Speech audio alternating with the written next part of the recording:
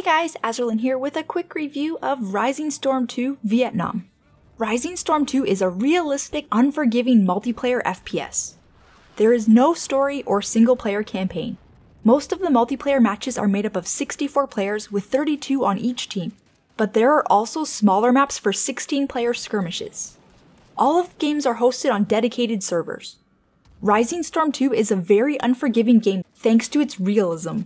There are no weapon crosshairs, and you rely entirely on your iron sights.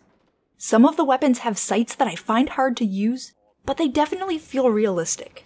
The weapons have a massive amount of recoil, so if you're someone who likes to spray and pray, you're gonna have a bad time. Most of the time you won't get any chance to react if you get hit, so expect to die frequently.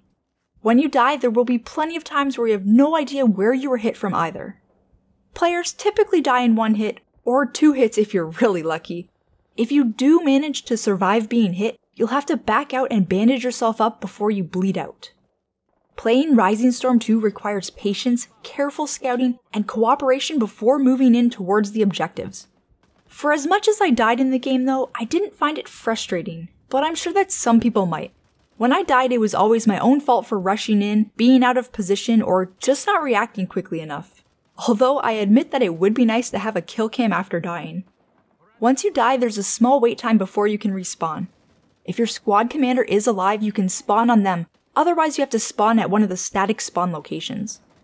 There are artillery strikes and napalm attacks that players can call in. If you're in that area when it comes, it usually means instant death. These attacks feel crazy OP, but I suppose that makes sense with the realism. One of the things that I don't like is how much weapon sway there is, and how long it takes to aim down the sights after walking or running. Friendly fire happens a fair bit, not just during the artillery or napalm strikes, but allies will straight up shoot you in the face and then ask for forgiveness after. You can hover over allies to see that they're friendly, but sometimes the indicators aren't in the right spot and you can't always tell. With everyone getting killed so quickly, those who are more weary of team killing wind up getting killed more often because they're trying to confirm that it's actually an enemy. Even though the uniforms are different colors, I often think that friendly fire happens because people forget which team they're on. There are different classes that you can play as, and each one has a different weapon loadout. Most players will just be regular soldiers though, because the specialized classes can only have a limited number per team. Some of these roles require a lot of communication with the commander and squad leaders.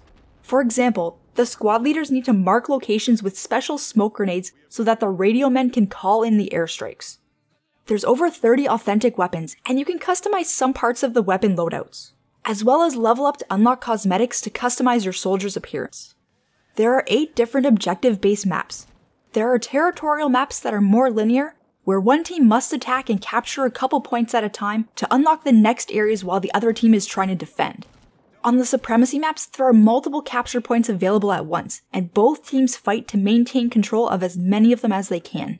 There is a limited number of reinforcements or respawns that each team has available per map though, so it does help to prevent the games from running too long. The graphics look decent, the different map environments are nice, and the character animation is fine. The game also blurs your vision progressively worse when more explosions and gunfire happen near you. It makes you panic and kind of stress out a bit to simulate PTSD. The performance is solid and the game is very well optimized. The audio is great. The sound effects feel genuine with the gunfire and explosions raining down all around you.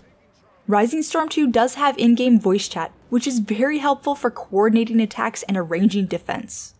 The controls are fully customizable, but there is only partial controller support. I've played about 9 hours or so between the beta and the live version. There seems to be a strong player base, so finding others to play with shouldn't be an issue. As for replay value, I think for the long term it will come down to what new content gets added and how often. Rising Storm 2 Vietnam does a great job with making the gameplay feel authentic.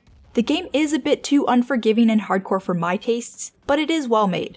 So if you enjoy realistic first-person shooters that require patience, map awareness, and communication, and you don't mind dying instantly and having no weapon crosshairs, then Rising Storm 2 Vietnam might be right up your alley. If you want to check out some more gameplay, I'll post a link in the description below. I hope this review has helped you. If you enjoyed it, please like, subscribe, and post your feedback in the comments below. Thanks everyone, and have a wonderful day.